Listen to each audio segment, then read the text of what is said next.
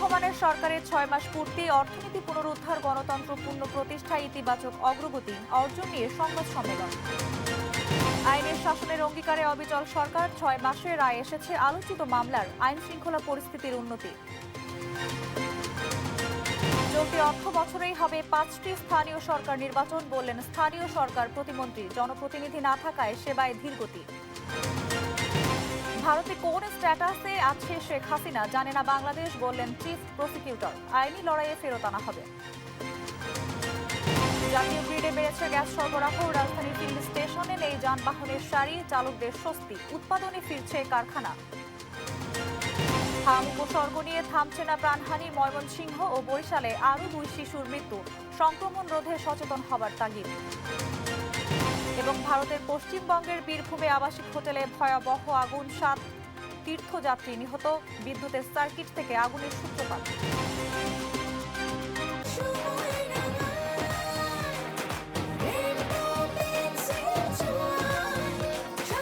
Rainbow Paints, color of joy. সংবাদ দুপুরে দেখছিলেন সুপারবোর্ড সংবাদ শিরোনাম, সঙ্গে আছি আমি সঞ্জিতা হক।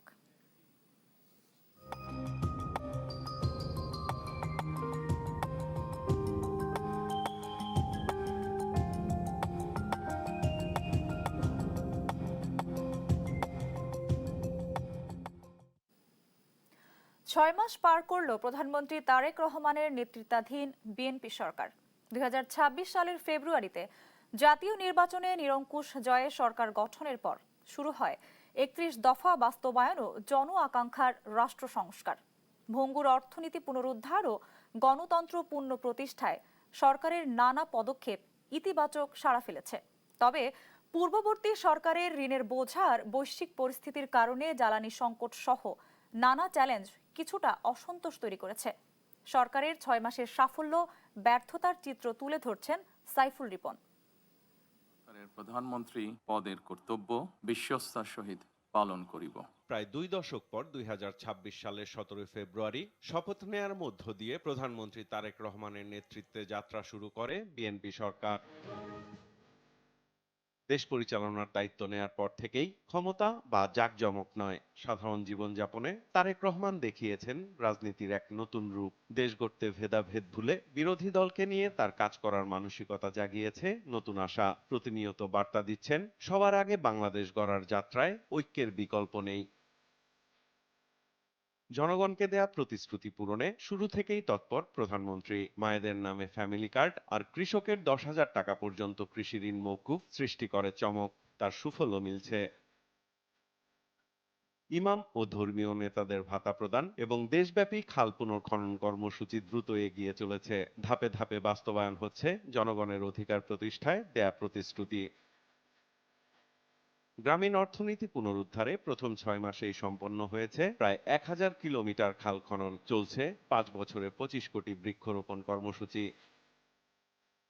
সক্ষমতা বাড়ানোর পাশাপাশি সমৃদ্ধ বাংলাদেশ গড়ার লক্ষ্যে শিশুর মেধা বিকাশে নতুন করে শুরু হয়েছে নতুন কুড়ি স্পোর্টস কার্যক্রম। বেকারত্ব নিরসনে নেওয়া হয়েছে বন্ধ কারখানা খুলে দেওয়ার উদ্যোগ। দেশি বিদেশি বিনিয়োগ বাড়ানোর পাশাপাশি সংশ্লিষ্ট খাতের প্রশাসনিক জটিলতা কমাতে বাস্তবায়ন হচ্ছে নানা পরিকল্পনা। সব বাধা পেরিয়ে স্বনির্ভর ও বৈষম্যহীন রাষ্ট্র বিনির্মাণে তারেক রহমান এখন জনমানুষের আস্থার প্রতীক। দেশ পরিচালনার দায়িত্ব নেয়ার পর থেকেই স্বাধীনতা, সার্বভৌমত্ব অক্ষুণ্ণ রেখে সমতা আর ন্যায্যতার ভিত্তিতে পররাষ্ট্রনীতি বাস্তবায়নের কার্যক্রম শুরু করেছে সরকার। আঞ্চলিক ভারসাম্য রক্ষায় এরই মধ্যে প্রধানমন্ত্রীর চীন ও মালয়েশিয়া সফর ব্যাপক সাড়া ফেলেছে। তার উদ্যোগেই খুলতে যাচ্ছে দীর্ঘদিন বন্ধ থাকা মালয়েশিয়ার শ্রমবাজার। সামাজিক অর্থনৈতিক এসব খাতে সফলতার বিপরীতে পূর্ববর্তী সরকারের বিশাল ঋণের বোঝা, বৈশ্বিক যুদ্ধ পরিস্থিতির কারণে সৃষ্ট জ্বালানি সংকট, আইন শৃঙ্খলা পরিস্থিতির আশানুরূপ উন্নতি না হওয়া হামে শিশু মৃত্যু তৈরি করেছে অমীমাংসিত সংকট ও অসন্তোষ। সরকারের পদক্ষেপগুলো ইতিবাচক, কিন্তু ফলাফলটা ইতিবাচক হবে কিনা সেটা এখনো বলার সময় আছে। পলিসিগুলোকে ক্লিয়ার করে ফেলানো উচিত, কি কার সাথে আমি কি পলিসিতে চলবো।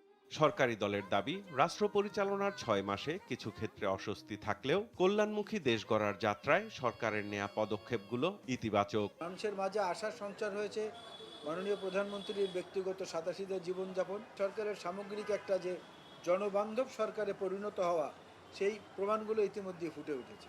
সরকারের ইনিশিয়াল স্টেজে আপনার একটা রাষ্ট্রের যে টোটাল ইনস্ট্রুমেন্ট, যে ইনস্ট্রুমেন্টের উপর ভর করে সরকারকে তার নীতি বাস্তবায়ন করতে হয়, তো সেটা তো ঠিক করতে, সেটাকে সাজাতে গোছাতেও তো একটা সময় লাগে। নানা পদক্ষেপ আর সংস্কারের প্রতিশ্রুতি নিয়ে যাত্রা শুরু করলেও সরকারের প্রথম 6 মাস গেল সফলতা ব্যর্থতার মিশেলে। সাধারণ মানুষের সুশাসন প্রতিষ্ঠার যেই প্রত্যাশা, তা পূরণে সরকারকে আরও কঠোর ও দৃশ্যমান পদক্ষেপ নিতে হবে, এমনটি মনে করছেন সংশ্লিষ্টরা। সাইফুল রিপন, দেশ টিভি, ঢাকা। দর্শক, তারেক রহমানের সরকার 6 মাস পূর্ণ করেছে। এ সময়ে সরকারের সফলতা নিয়ে প্রধানমন্ত্রীর তেজগাঁও কার্যালয়ে মত বিনিময় সভা হচ্ছে। সরাসরি যুক্ত হচ্ছি সেখানে। মন্ত্রীর উপদেষ্টা এবং প্রধানমন্ত্রী কার্যালয়ের স্পোকস পারসন, মুখপাত্র জনাব মাহাদি আমিন না মাহাদি।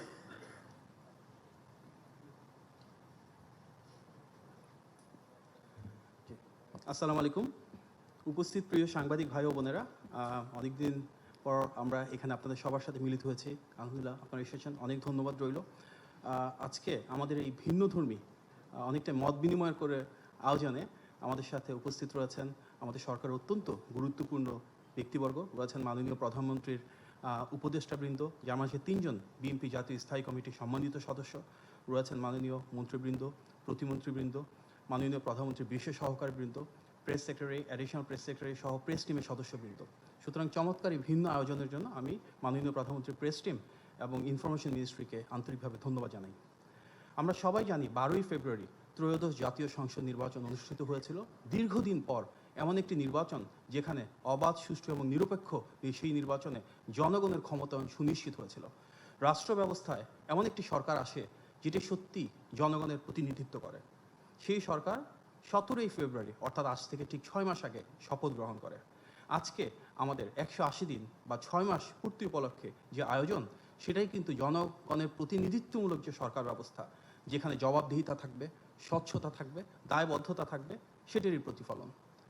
আমরা এই 6 মাসে যেটা দেখেছি, সবচেয়ে বেশি চোখে পড়ার মতন যে জনগণের ভোটে নির্বাচিত সরকারের প্রতি জনগণের রয়েছে অভূতপূর্ব জনসমর্থন। কারণ 2014 সালের বিনা ভোটে নির্বাচন, 18 সালের নিশিরাতে নির্বাচন এবং 24 সালের ডামি ভোটে নির্বাচন পেরিয়ে এই প্রথমবারের মতনই জনগণ নিজেদের পছন্দের প্রার্থীকে, নিজেদের পছন্দের দলকে ভোট দিতে পেরেছে। আর সেই সরকারি রাষ্ট্র পরিচালনা এসেছে যার ক্ষমতার উৎস একমাত্র দেশের মানুষ। জনগণের আর বর্তমানে রাষ্ট্র পরিচালনায় থাকা দল বিএনপির একটি আবেগ, অনুভূতি এবং আকাঙ্ক্ষার যে সম্পর্ক রয়েছে, আমরা সেটা দেখেছি আমাদের বর্তমান মাননীয় প্রধানমন্ত্রী জনাব তারেক রহমানের ঐতিহাসিক স্বদেশ প্রত্যাবর্তনে, যখন জনগণের ঢল নেমেছিল।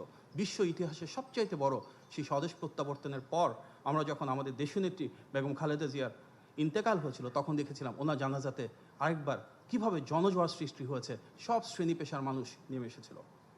এই দলটির প্রতি, নেতৃত্বের প্রতি, আজকে যারা সরকারের দায়িত্বে রয়েছেন তাদের প্রতি জনগণের এই অফুরান ভালোবাসা আমরা দেখেছি নির্বাচনী প্রচারণায়ও, যেখানে মাননীয় প্রধানমন্ত্রী যেখানে গিয়েছিলেন দেশ জুড়ে সেখানে জনস্রোত নেমে এসেছিল। গত 6 মাসের অজস্র জনসম্পৃক্ত কর্মসূচিতে মাননীয় প্রধানমন্ত্রী দেশ জুড়ে যেখানেই গিয়েছেন ঠিক একইভাবে জনগণের ঢল নেমে এসেছে। জনগণের সে আস্থা এবং বিশ্বাসকে ধারণ করেই বর্তমানে আমাদের যে সরকার, সেটি বারবার জনগণের প্রতি, দেশের মানুষের প্রতি দায়িত্ব এবং দায়বদ্ধতা নিয়ে এগিয়ে চলেছে। সরকারের এই 6 মাসে সবচাইতে যেটা ডিফারেন্ট একটা বিষয় চোখে পড়ার মতন, সেটা হচ্ছে নির্বাচনী ইশতেহারকে ধারণ করে সেখানকার প্রতিটি প্রতিশ্রুতি বাস্তবায়নের জন্য অবিরত কাজ করে চলেছে। আমরা দেখেছি এই 6 মাসে সুদৃঢ় গণতান্ত্রিক মূল্যবোধ কিভাবে সরকারের প্রতিটি কার্যক্রমে অনুরণিত হয়েছে। আজকে যে সরকার, তার পেছনে একটা দীর্ঘ ইতিহাস রয়েছে। ফ্যাসিবাদ বিরোধী 1.5 দশকের সেই রক্তক্ষয়ী সংগ্রাম, যেখানে গুম, খুন, হামলা, মামলা, মানবাধিকার লঙ্ঘন পেরিয়ে বাংলাদেশের সকল গণতন্ত্রকামী রাজনৈতিক দল বিএনপির নেতৃত্বে রাজপথে ছিল। সেই রক্তক্ষয়ী সংগ্রামের ধারাবাহিকতায় আমরা দেখেছি প্রতিটি শ্রেণী এবং পেশার মানুষ এবং গণতন্ত্রকামী প্রতিটি রাজনৈতিক দল এক হয়ে জুলাই গণ অভ্যুত্থানে ফ্যাসিবাদের পতন ঘটিয়েছিল। সেই ধারাবাহিকতায় জনমানুষের যেই আকাঙ্ক্ষা, এমন একটি বাংলাদেশ প্রতিষ্ঠা করা যেখানে মানবাধিকার থাকবে, বাক স্বাধীনতা থাকবে, আইনের অনুশাসন থাকবে, আমরা ঠিক সেটিই দেখেছি সরকারের এই কার্যক্রমে। গত 6 মাসে বাক স্বাধীনতা, আইনের অনুশাসন এবং মানবাধিকারের ক্ষেত্রে আমরা সর্বোচ্চ মানদণ্ড স্থাপন দেখেছি, যেখানে একটিবারের জন্য কখনো কোনো রাজনৈতিক নিপীড়ন হয়নি, যেখানে আমরা দেখেছি সর্বোচ্চ বাক স্বাধীনতা অনেক সময় সেটা সীমা লঙ্ঘন করেছে। আমরা দেখেছি কিভাবে উস্কানি দেওয়া হয়েছে, অশোভন আচরণ করা হয়েছে, কিন্তু তারপরও সরকারের সর্বোচ্চ ধৈর্য এবং সহনশীলতার মাধ্যমে ঠিক যেভাবে শহীদ প্রেসিডেন্ট জিয়া রহমান বহুদলীয় গণতন্ত্র এস্টাবলিশ করেছিলেন, সেটিকেই ধারণ করে এগিয়ে চলেছে জনগণের সরকার। দর্শক, তারেক রহমানের সরকার 6 মাস পূর্ণ করেছে। সময় সরকারের সফলতা নিয়ে প্রধানমন্ত্রীর তেজগাঁও কার্যালয়ে মতবিনিময় সভা হচ্ছে। আমরা সরাসরি যুক্ত ছিলাম সেখানে। রাষ্ট্র পরিচালনায় আইনের শাসনকে সর্বোচ্চ গুরুত্ব দেওয়ার অঙ্গীকার ছিল বিএনপির নির্বাচনী ইশতেহারে। সরকার গঠনের পর থেকে সে লক্ষ্যেই অবিচল থেকেছে প্রধানমন্ত্রী তারেক রহমানের সরকার। গেল 6 মাসে মামলার দ্রুত নিষ্পত্তি, উচ্চ আদালতে বিশেষ বেঞ্চ গঠন, ই-বেইল বন্ড চালু, লিগ্যাল এইডের পরিসর বৃদ্ধি সহ নানামুখী সংস্কার হয়েছে বিচার অঙ্গনে। রায় এসেছে আলোচিত বেশ কিছু মামলার। প্রথম 6 মাসে আইন অঙ্গনের সার্বিক দিক তুলে ধরছেন জুনায়েদ আল হাবিব। রাজনৈতিক প্রভাব, প্রতিপত্তি অথবা জোর জবরদস্তি নয়, আইনের শাসনই হবে রাষ্ট্র পরিচালনার শেষ কথা। 2/3 সংখ্যাগরিষ্ঠতা নিয়ে ত্রয়োদশ সংসদ নির্বাচনে জিতে সরকার গঠনের পর জাতির উদ্দেশ্যে দেয়া ভাষণে এমনই প্রত্যয় ছিল প্রধানমন্ত্রী তারেক রহমানের কণ্ঠে। এর পরের যাত্রায় সেই লক্ষ্যেই অটল থেকেছে তার সরকার। বিভিন্ন রকম চ্যালেঞ্জের সম্মুখীন, বিচারহীনতার সংস্কৃতি থেকে বের হয়ে বিচার বিভাগের উপর মানুষের আস্থা ফিরিয়ে আনাই ছিল সরকারের মূল চ্যালেঞ্জ। এ লক্ষ্যে বিচারাঙ্গনে দৃশ্যমান হয়েছে নানামুখী সংস্কার। নারী ও শিশু নির্যাতনের মামলা নিষ্পত্তিতে উচ্চ আদালতে বিশেষ বেঞ্চ গঠন, বিভিন্ন জেলায় ই-বেইল বন্ড যেমন চালু হয়েছে, তেমনি লিগ্যাল এইড ও বিকল্প বিরোধ নিষ্পত্তির উপর দেয়া হয়েছে বিশেষ নজর। মামলা দ্রুত নিষ্পত্তির জন্য উচ্চ আদালতে পুনর্গঠন করা হয়েছে বেশ কয়েকটি বেঞ্চ। বেল পাওয়ার পরে ওই বেল বন্ড কারাগার পর্যন্ত পৌঁছতে মুক্তি পাওয়া পর্যন্ত 12টা ধাপ লাগতো। সেখান থেকে ম্যাজিস্ট্রেট সাহেব অর্ডার করছেন জামিন অর্ডার হওয়ার সাথে সাথে একটা বেল বন্ড জমা দিলেন আপনার স্মার্টফোন দিয়ে, ওখান থেকে একটা ওটিপি আসবে, and it is done. গেল 6 মাসে আইন অঙ্গনের অন্যতম ঘটনা সংবিধানের 15 সংশোধনী বাতিলের রায়। এর ফলে সংবিধানে পুনর্বহাল হয়েছে তত্ত্বাবধায়ক সরকার ব্যবস্থা, ফিরেছে গণভোটের বিধান। যে কাঠামোতে নির্ধারিত তত্ত্বাবধায়ক সরকার ব্যবস্থা বহাল ছিল, সেটি হয়তো এখন পরিবর্তিত পরিস্থিতিতে আরো রিডিফাইন করবেন। এছাড়া পল্লবীতে শিশু রামিসা ধর্ষণ ও হত্যা মামলার রায় ঘটনার 19 দিনের মাথায় ঘোষণা ছিল দেশের বিচার বিভাগের ইতিহাসে এক নজিরবিহীন ঘটনা।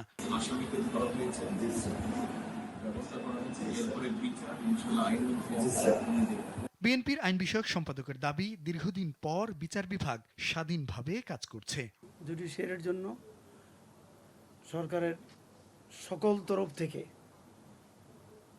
তীক্ষ্ণ দৃষ্টি আছে, যেন মানুষ দ্রুত বিচার পায় এবং ন্যায় বিচার পায়। এদিকে বিএনপি সরকার গঠনের পর মানবতা বিরোধী অপরাধে আন্তর্জাতিক অপরাধ ট্রাইব্যুনালেও হয়েছে বেশ কিছু গুরুত্বপূর্ণ মামলার রায়। গণঅভ্যুত্থানের প্রথম শহীদ আবু সাঈদ হত্যা মামলা, রামপুরায় কার্নিশে ঝুলে থাকা একজনকে গুলি ও 2 জনকে হত্যা মামলার রায় সহ মানবতা বিরোধী অপরাধে জাসদ সভাপতি হাসানুল হক ইনুর মামলার রায়ও এসেছে এই সময়ে। সংকটের প্রশ্নটা তো আপেক্ষিক। চিফ প্রসিকিউটর জানান, সরকারের প্রথম 6 মাসে 16টি মামলার তদন্ত শেষ করে ট্রাইব্যুনালে আনুষ্ঠানিকভাবে জমা দেওয়া হয়েছে। এই সরকার ক্ষমতায় আসার পরে 3টি মামলার রায় দেওয়া, 12টি মামলার রিপোর্ট সাবমিট করা, 4টা মামলার ফর্মাল চার্জ দাখিল করা, আরও প্রায় 10টি মামলার নতুন রিপোর্ট সাবমিট হতে যাওয়া, এই সব কিছু মিলিয়ে আপনি এর চেয়ে সফলতা কি হতে পারে? আমি তো মনে করি যে এটা সরকারের সদিচ্ছার বহিঃপ্রকাশ। আইনাঙ্গনে সরকারের এমন নানামুখী ইতিবাচক অগ্রগতির পরও রয়ে গেছে কিছু অসঙ্গতি। বিচারক সংকটের সমাধান যেমন হয়নি, তেমনি বিচার বিভাগের জন্য আলাদা সচিবালয় বিলুপ্তি নিয়ে অসন্তোষ রয়েছে আইনজীবীদের মাঝে। জুনায়েদ আল হাবিব, দেশ টিভি, ঢাকা। আরএফএল ওয়াটার পাম্পের রোটর এখন আরো উন্নত আর বিদ্যুৎ সাশ্রয় হয় 20% পর্যন্ত। চলতি অর্থ বছরেই 5টি স্থানীয় সরকার নির্বাচন সম্পন্ন করবে সরকার। জানিয়েছেন স্থানীয় সরকার প্রতিমন্ত্রী মীর শাহে আলম। সোমবার সকালে সচিবালয়ে পল্লী উন্নয়ন ও সমবায় বিভাগের প্রতিষ্ঠানগুলোতে সৌর বিদ্যুৎ ব্যবহার সংক্রান্ত এক পর্যালোচনা সভা শেষে সাংবাদিকদের এ কথা জানান তিনি। বলেন, সরকার অনেক কাজ করেছে, কিন্তু স্থানীয় জনপ্রতিনিধি না থাকার কারণে এসব কাজের সুফল মানুষ পাচ্ছে না। প্রতিমন্ত্রী আরও বলেন, শিগগিরই চালু করা হবে ই-রিকশা নীতিমালা। জানান, নিবন্ধনের আওতায় আসবে ব্যাটারি চালিত রিকশা। এগুলোর চার্জ দিতে হবে সৌর বিদ্যুতে। নবায়নযোগ্য জ্বালানি প্রয়োজনের অতিরিক্ত বিদ্যুৎ উৎপাদন করলে তা জাতীয় গ্রিডে দেওয়া হবে। সমস্ত প্রতিষ্ঠানগুলোকে নবায়নযোগ্য জ্বালানির আওতায় এবং এই সৌর বিদ্যুতের আওতায় নিয়ে আসার জন্য আমরা প্রাথমিক সিদ্ধান্ত আজকে গ্রহণ করেছি এবং পর্যায়ক্রমে ইনশাল্লাহ আমরা এটা দ্রুত সময়ের মধ্যে মাননীয় প্রধানমন্ত্রীর যে অনুশাসন এবং মন্ত্রী পরিষদ বিভাগের 10 তারিখের যে নির্দেশনা, এটা আমরা কার্যকরী করবো। চীনের সঙ্গে যৌথ উদ্যোগে কাজ করার কথা জানিয়ে পাট ও বস্ত্রমন্ত্রী খন্দকার আব্দুল মুক্তাদির বলেন, দুই দেশের অভিজ্ঞতা ও সক্ষমতাকে একসঙ্গে কাজে লাগাতে পারলে দেশের টেক্সটাইল খাতের রপ্তানি দ্বিগুণ করা সম্ভব। সোমবার রাজধানীর জেডিপিসি মিলনায়তনে চীন বাংলাদেশ টেক্সটাইল অ্যান্ড ফ্যাশন কনফারেন্সে অংশ নিয়ে তিনি এসব কথা বলেন। এ সময় মন্ত্রী চীনের সঙ্গে সহযোগিতার মাধ্যমে বাংলাদেশের টেক্সটাইল ও ফ্যাশন খাতকে আরও শক্তিশালী করার প্রত্যাশা করেন। সম্মেলনে চীনে পাট রপ্তানি বাড়ানোর পরিকল্পনার কথাও জানান পাটমন্ত্রী। তিনি বলেন, চীনের সঙ্গে যৌথ উদ্যোগে পাট পণ্যের উৎপাদন বাড়ানো গেলে পাটের দাম বাড়বে, একই সঙ্গে কৃষকও পাট চাষে আরও উৎসাহিত হবেন। ভোকেশনাল সেন্টারগুলি আর মাশরুম গ্রোথ না করে টেক্সটাইল ইনস্টিটিউটগুলি আমরা বিশেষত চাইনিজ কারিকুলামের সাথে এটাকে অ্যালাইন করতে চাই। আমরা দেখতে চাই আমাদের এখানের একটা প্রপার রিভিউ করে যে আমাদের কারিকুলামগুলি কোন জায়গায় আছে, তাদের সাথে আমরা একটা প্রক্সিমিটি দাঁড় করাতে চাই।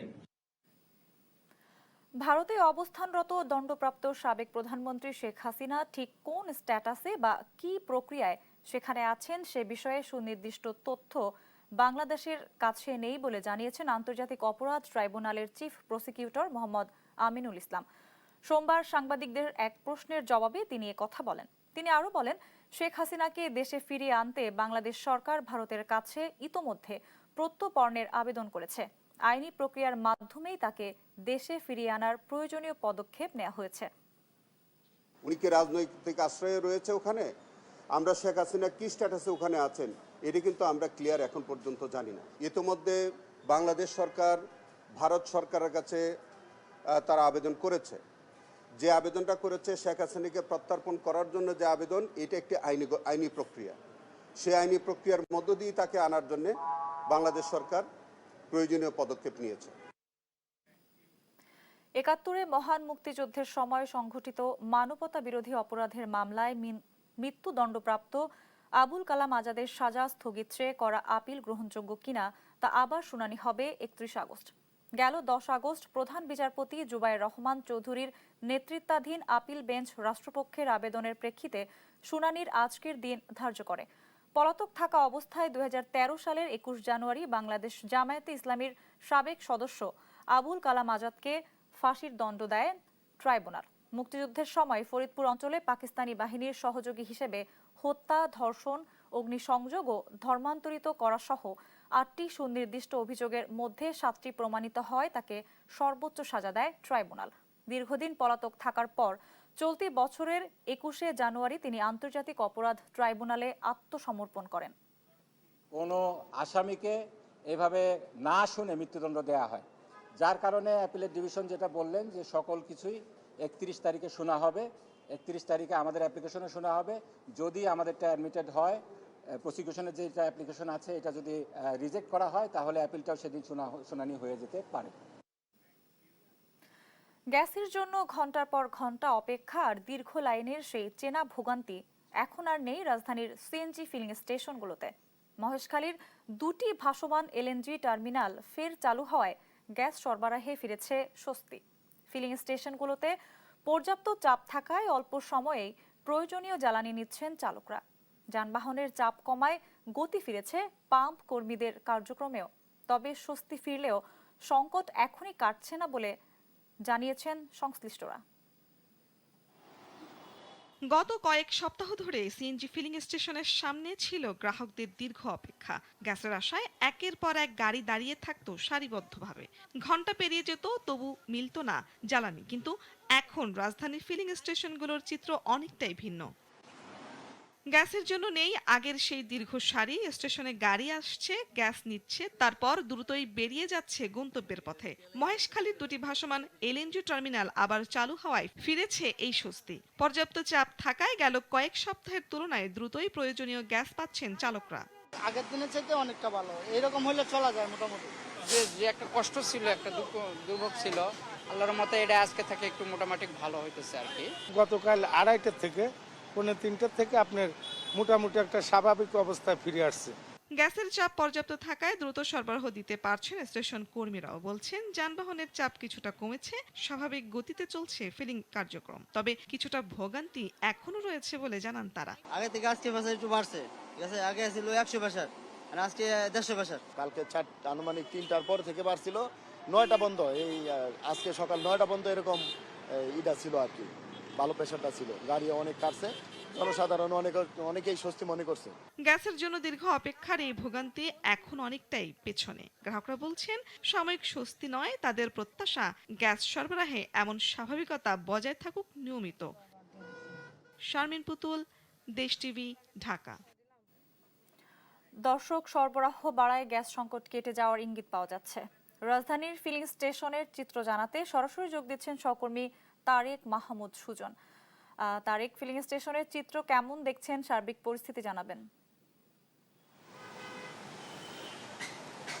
গেল কয়েকদিনের তুলনায় আজকে গ্যাস পাম্পে গাড়ির যে দীর্ঘ লাইন সেটি কম, তবে সকালে যে পরিমাণ চাপ ছিল এবং যে গাড়ির চালকরা যারা রয়েছেন তারা যেভাবে গ্যাস নিতে পেরেছে, এখন সেভাবে কিছুটা সংকট দেখা দিয়েছে, অর্থাৎ সেই চাপ আবারও কিছুটা কম, এমনটি কিন্তু বলছেন এখানে ফিলিং স্টেশন সংশ্লিষ্টরা। এবং আমরা চালকদের সঙ্গে কথা বলেছি, তারা যেমনটি বলছেন যে তাদের যে পরিমাণ গ্যাস প্রয়োজন সেটি কিন্তু তারা একবারে পাচ্ছে না, যার কারণে তাদেরকে দিনে কয়েকবার করে অন্তত 2বার আরেকটি স্টেশনে যেতে হয়। এবং আমরা কয়েকজনের সঙ্গে কথা বলবো।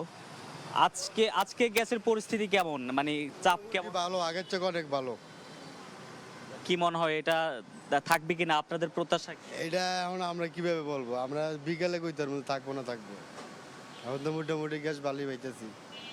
আমরা সকাল থেকে কয়েকটি ফিলিং স্টেশনে গেলাম এবং চিত্র যেমনটি গত কয়েকদিনের তুলনায় যে দীর্ঘ লাইন সেটি নেই, তবে কয়েকটি ফিলিং স্টেশনে চাপ কম থাকার কারণে এই মুহূর্তে তারা চাপ উঠাচ্ছে এবং সকালে যে পরিমাণ সরবরাহ তারা দিতে পেরেছে চাহিদা অনুযায়ী, সেটি অনেকাংশে অনেক জায়গায় এখন কমেছে এমনটি কিন্তু আমরা বলতে পারি। তবে তাদের প্রত্যাশা, চালকদের প্রত্যাশা যে গ্যাসের সরবরাহ যেটি কিছুটা হলো গত কয়েকদিনের তুলনায় আজকে যে সরবরাহটা বেড়েছে সেটি যাতে ধারাবাহিকভাবে থাকে। এবং তবে তাদের মধ্যে শঙ্কাও রয়েছে, তারা বলছেন যে দীর্ঘ সময় যারা অপেক্ষা করে গ্যাস নিতে হয় সেই অপেক্ষার যে সময় সেটি যাতে কমে, ভোগান্তি কমে। এবং তবে আমরা রাজধানীতে দেখেছি কয়েকটি যে ফিলিং স্টেশন ঘুরে কিছু কিছু ফিলিং স্টেশনে এখনও সেই অতীতের যে সমস্যা সেটি রয়েছে এবং চাপের যে বিষয়টি সেটিও সব ফিলিং স্টেশনে একরকম না। তারা যেমনটি বলছেন যে লাইন আলাদা হওয়ার কারণে কিছু কিছু পাম্পে খুব ভালো গ্যাস পাওয়া যায়, চাপ ভালো থাকে এবং অনেক পাম্পে এখনও সেই আগের মতোই, অর্থাৎ লাইন আলাদা হওয়ার কারণেও কিন্তু কয়েকটি পাম্প আমরা বন্ধ দেখেছি অথবা তারা আপাতত বন্ধ করে রেখেছে। এই পরিস্থিতি যেমন রয়েছে তার বিপরীতে গত কয়েকদিনের তুলনায় আজকে স্বস্তিদায়ক একটি পরিবেশও আমরা দেখতে পাচ্ছি। আমরা আরও কয়েকজনের সঙ্গে কথা বলবো।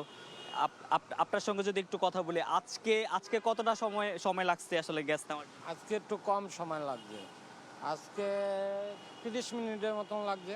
গ্যাসের চাপ কেমন, মানে পর্যাপ্ত?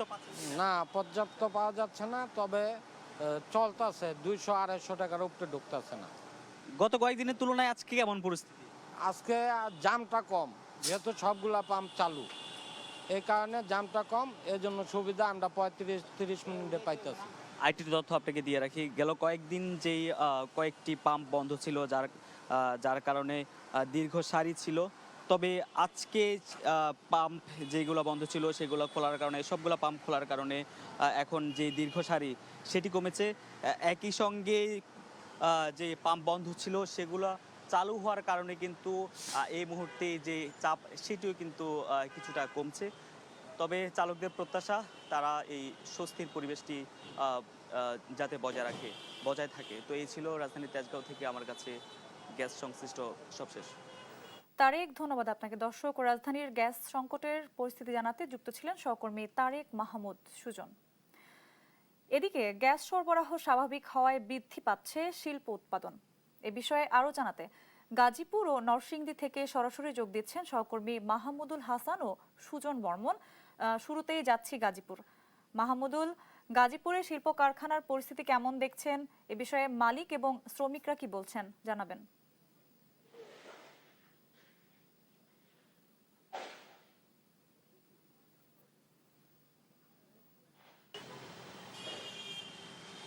যে থমকে যাওয়া উৎপাদন সেগুলো কিন্তু সচল হওয়া শুরু করেছে এবং গাজীপুরে নিবন্ধিত ২৭৬৪টি পোশাক কারখানা রয়েছে।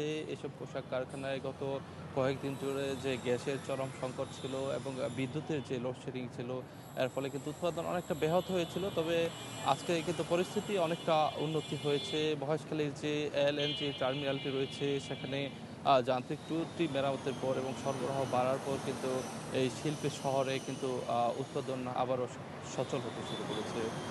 আমি এখন আছি গাজীপুরের বাগের বাজার এলাকায় এবং এই এলাকাটি ইন্ডাস্ট্রিয়াল এলাকা। আশেপাশে আমি বেশ কয়েকটি ফ্যাক্টরি ঘুরেছি এবং কর্তৃপক্ষের সঙ্গে কথা বলেছি। তারা যেমনটি বলছেন এখন কিন্তু তাদের আর কোনো ধরনের সংকট নেই বললেই চলে। তারা যে আশঙ্কা ছিলেন যে গ্যাস সরবরাহ দ্রুত সময়ের মধ্যে যদি স্বাভাবিক না হয় তাহলে বিদেশি যে বায়ার রয়েছে তারা যেমন মুখ ফিরিয়ে নিতে পারে, তেমনি তারা যে পোশাক শ্রমিকরা যারা এখানে কর্মরত রয়েছে তাদের বেতন পরিশোধে এক ধরনের অনিশ্চয়তা তৈরি হয়েছিল, সেটি কিন্তু কাটতে শুরু করেছে।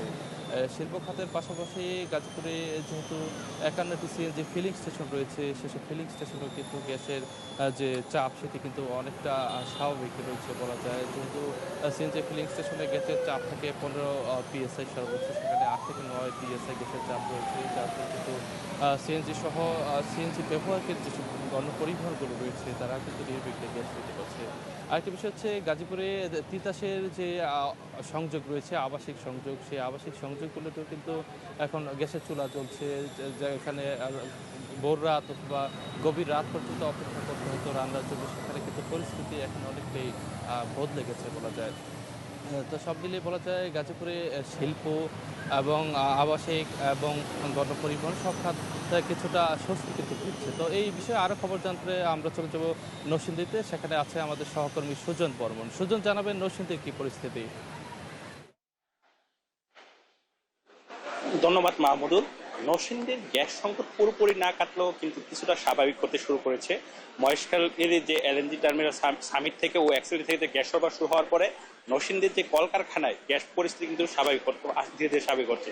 আমি এই মুহূর্তে আছি নরসিংদীর চৌয়ালা শিল্প এলাকায়, যেখানে আমরা সকাল থেকে যে ঘুরে দেখতে পেয়েছি যে নরসিংদীর যে ৩৫০টি গ্যাস চালিত শিল্প কারখানা ছিল তারা কিন্তু গ্যাস সংকট প্রায় বন্ধ হওয়ার পথে ছিল, কিন্তু গতকাল থেকে গ্যাসের চাপ কিছুটা বাড়ার কারণে কিন্তু কলকারখানাগুলোতে গ্যাসের উৎপাদন শুরু হয়েছে।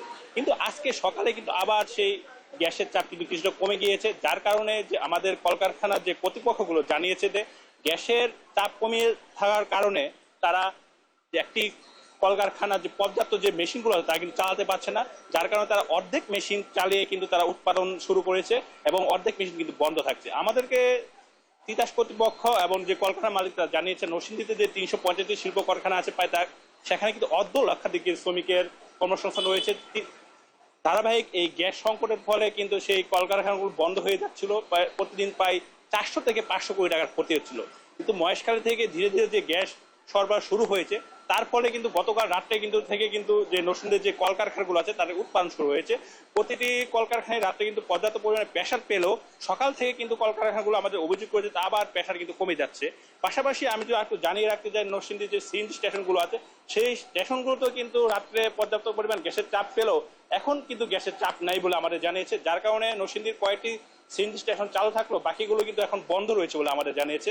আমরা যে মালিক কর্তৃপক্ষ শ্রমিকদের সাথে কথা বলেছি, গ্যাসের যে চাপ না থাকার কারণে কিন্তু তারা যে নিয়মিত যে উৎপাদন তা কিন্তু ব্যাহত হচ্ছে, যার ফলে কিন্তু যে রপ্তানির যে আদেশগুলো আছে তারা কিন্তু ঠিক মতো পূরণ করতে পারছে না। কিন্তু গতকালকে যে গ্যাস সরবরাহ যে শুরু হওয়ার পরে তারা আশা দেখেছিল যে গ্যাসের উৎপাদনটা যদি পর্যাপ্ত পরিমাণ চাপ থাকে তাহলে তারা তাদের প্রোডাকশনগুলো শুরু করে তারা যে ক্রয় আদেশগুলো আছে তা পূরণ করতে পারবে। কিন্তু আবার যখন সকালে যখন চাপটা কমে যায় তাদের মধ্যে আবার দুশ্চিন্তা দেখা দিয়েছে। তারা আমাদেরকে জানিয়েছে তাদের নর্মাল প্রয়োজন হচ্ছে 10 থেকে 15 PSI গ্যাস, কিন্তু গতকাল রাতে 8 থেকে 10 PSI গ্যাস পেলেও এখন তারা পাচ্ছে 3-4 PSI গ্যাস, যার কারণে তাদের মেশিনগুলো আছে যা কিন্তু উৎপাদন কিছুটা বন্ধ রেখে তারা উৎপাদন করতে হচ্ছে। তারপরেও তারা বলছে যে যদি গ্যাস স্বাভাবিক হয় তারা তার মেশিনগুলো চালাতে পারবে, চালানোর পরে তারা কারখানাগুলো যে চালালে যে শ্রমিকরা আছে তাদের কিন্তু বেতন ভাতা পরিশোধ করতে পারবে। দীর্ঘদিনের যে গ্যাস সংকট আছে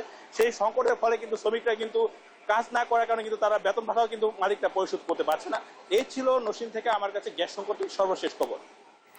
মাহমুদুল এবং সুজন, আপনাদের ধন্যবাদ। দর্শক, গ্যাস সরবরাহ স্বাভাবিক হওয়ায় বৃদ্ধি পাচ্ছে শিল্প উৎপাদন।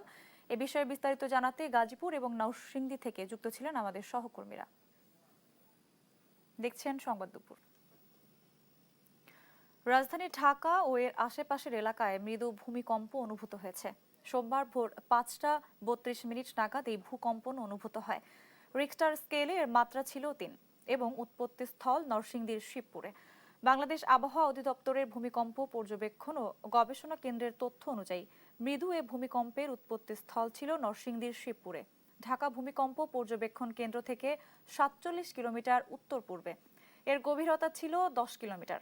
স্বল্প মাত্রার এই ভূমিকম্পে ঢাকা ও আশেপাশের বিভিন্ন এলাকায় কিছু সময়ের জন্য কম্পন অনুভূত হয়, তবে এখন পর্যন্ত কোনো ক্ষয়ক্ষতি বা হতাহতের খবর পাওয়া যায়নি। গত বছর বেশ কয়েকবার ভূমিকম্প অনুভূত হয় নরসিংদীতে, ঘটে হতাহতের ঘটনাও। হাম উপসর্গ নিয়ে মৃত্যু থেমে নেই, পাল্লা দিয়ে বাড়ছে সংক্রমণও। গেল 24 ঘন্টায় হাম উপসর্গ নিয়ে ময়মনসিংহ ও বরিশালে 2 শিশুর মৃত্যু হয়েছে। ময়মনসিংহ মেডিকেল কলেজ হাসপাতালে 3.5 মাস বয়সী এক শিশুর মৃত্যু হয়। হামের পাশাপাশি শিশুটি নিউমোনিয়া আক্রান্ত ছিল। এ নিয়ে হাম ও উপসর্গ নিয়ে হাসপাতালে চিকিৎসাধীন 64 শিশুর মৃত্যু হয়েছে। বরিশাল শেরেবাংলা মেডিকেল কলেজ হাসপাতালে এক শিশুর মৃত্যু হয়েছে। এ নিয়ে চলতি বছর বিভাগের 6 জেলার বিভিন্ন হাসপাতালে মৃত্যু হয়েছে 57 শিশুর।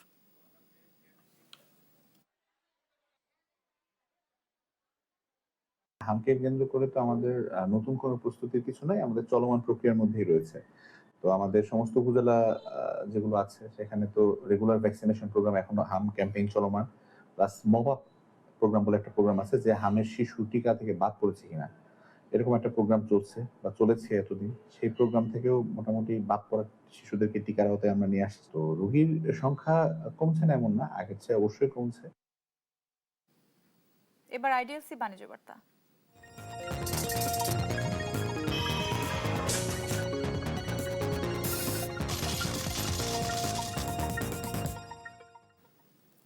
আমদানি ফলের দাম কমাতে ঋণপত্র খোলার শর্ত শিথিল করেছে বাংলাদেশ ব্যাংক। এখন থেকে ফল আমদানির এলসি খোলার ক্ষেত্রে শতভাগ নগদ মার্জিন সংরক্ষণ করতে হবে না।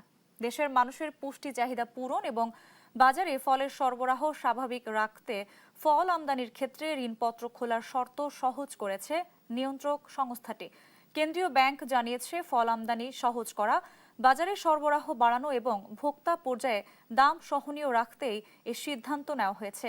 নতুন নিয়মে এলসি খোলার সময় আমদানিকারকদের পুরো আমদানি মূল্যের সমপরিমাণ টাকা নগদ হিসেবে ব্যাংকে জমা রাখতে হবে না। এতে তাদের ব্যবসার অর্থ আটকে থাকবে কম এবং আমদানিতে আর্থিক চাপও কমবে।